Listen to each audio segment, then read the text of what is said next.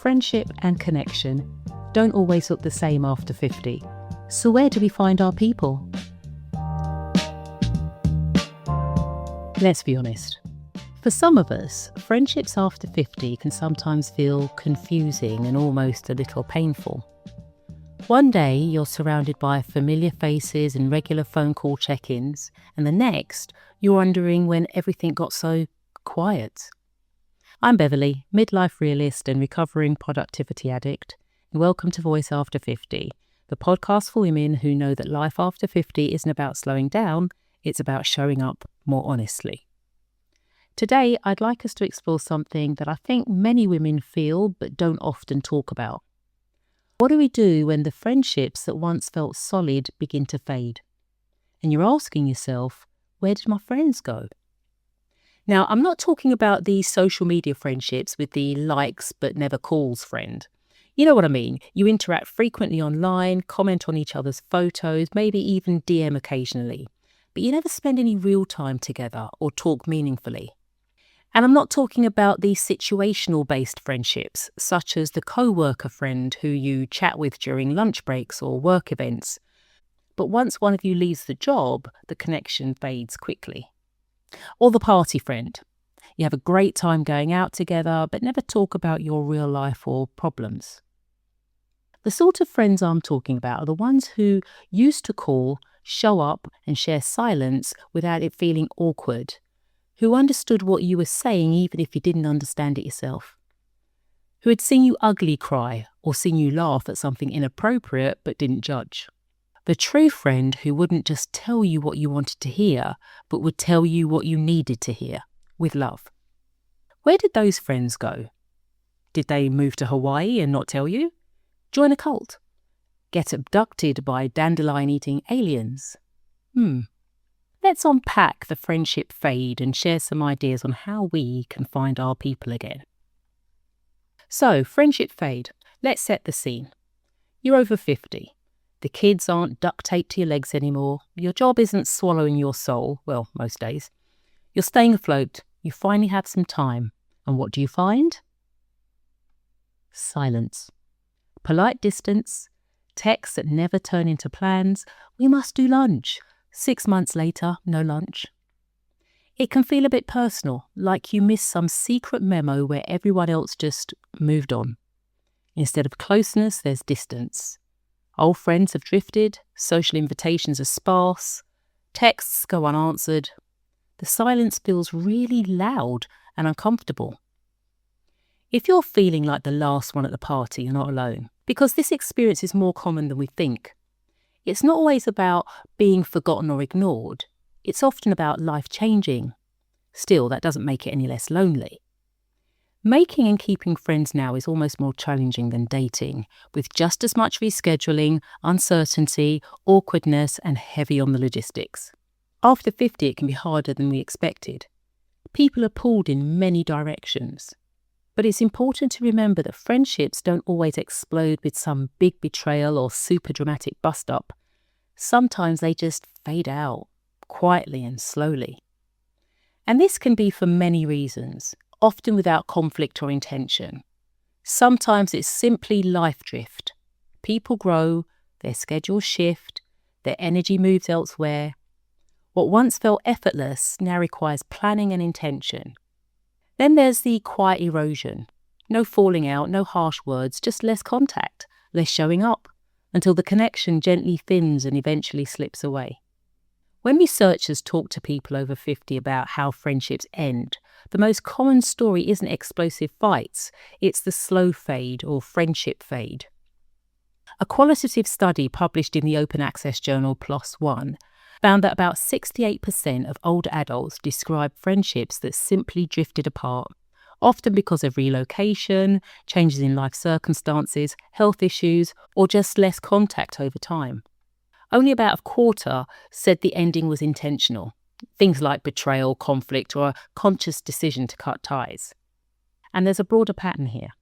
Studies in PubMed Central and the journals of gerontology point out that as we age, we tend to prune the outer edges of our social networks, holding on to relationships that feel most meaningful.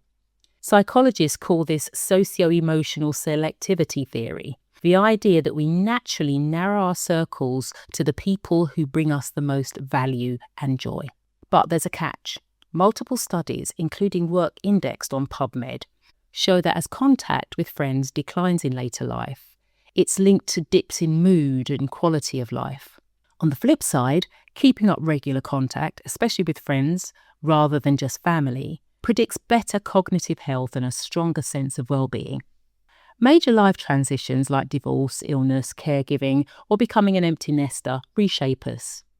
These experiences can be isolating, and in the midst of them, not everyone knows how to stay connected. Some don't have the energy to reach out, while others don't know how to meet us in our changed state. And then there's different growth. We simply evolve in different directions. Things we once bonded over no longer feel relevant or the same. Or maybe we do bond on those things still, but in a different way, in a way that no longer quite fits. The friendship has had its season, and quietly that season ends. The friendships that used to fit us in our 30s might not always stretch into our 50s and beyond. Friendships evolve, and as we grow, our circles may grow with us, but sometimes they get smaller. But this often means they grow deeper. So what do we do when we want more connection but aren't sure where to begin?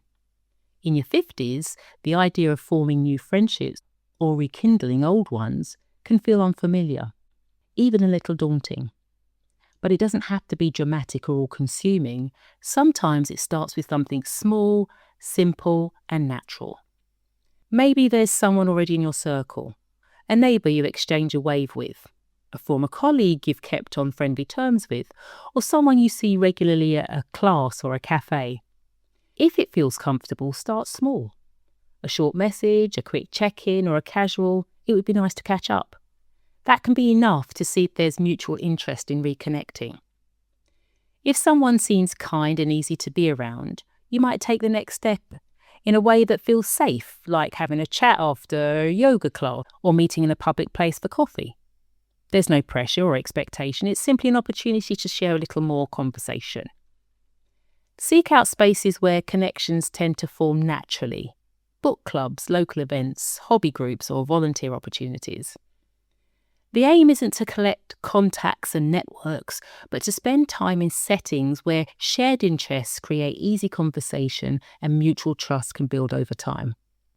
And if it feels right, you can share your intention in a light, open way. Something like, I've really been enjoying meeting new people lately. It's not oversharing, it's simply being human, and it often gives others permission to do the same. Friendships at this stage may take more intention than before, but that can be a strength. The connections we choose now are often deeper, steadier, and more aligned with who we are today.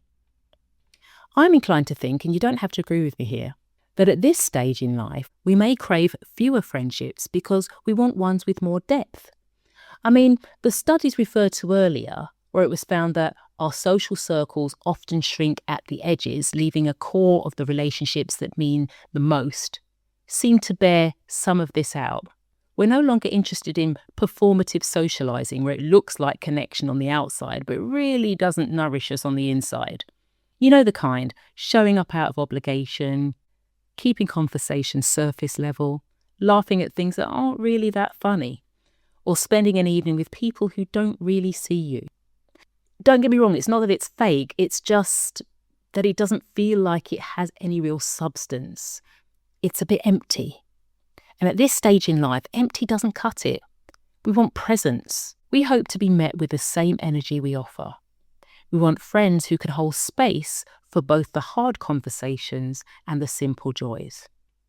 And remember, this isn't about being picky. It's about wanting to be in alignment with ourselves and the people we want to walk with. So it's okay to want more from your friendships and relationships. It's okay to acknowledge when something no longer fits. This isn't giving up, it's evolving. As I was reflecting on this topic, I thought about some of the moments that made me think about my friendships. Maybe they'll sound familiar to you too. There was a year I noticed that I hadn't had a real meaningful conversation outside of working months. Not one. And by real, I don't mean talking about tasks and deadlines or logistics. I mean the kind of conversation where somebody asks how you really are and sticks around for the answer. Or the day I opened up a group chat and saw that the only thing we'd shared in the last 6 months was birthday messages. No check-ins, no connection, just the automatic replies. And then there was a quiet moment of clarity. I didn't just want to be included, I wanted to be known. Maybe you've had moments like that too. They're not dramatic, but they're powerful realizations that tell the truth. If you're wondering, where are my people? Where did my friends go? Know that you're not the only one asking that question. Friendship in midlife doesn't just happen anymore. But that doesn't mean it's gone. It just looks different. As I said before, it's more intentional. A bit more effort is needed.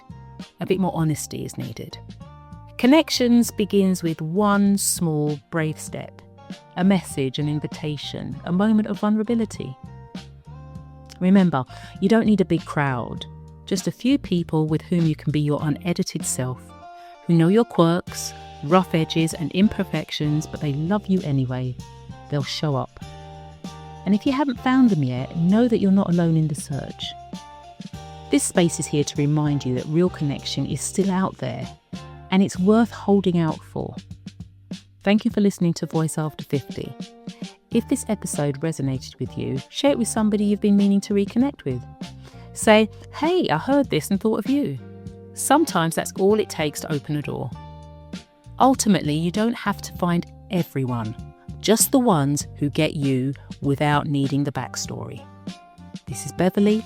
Until next time, talk soon.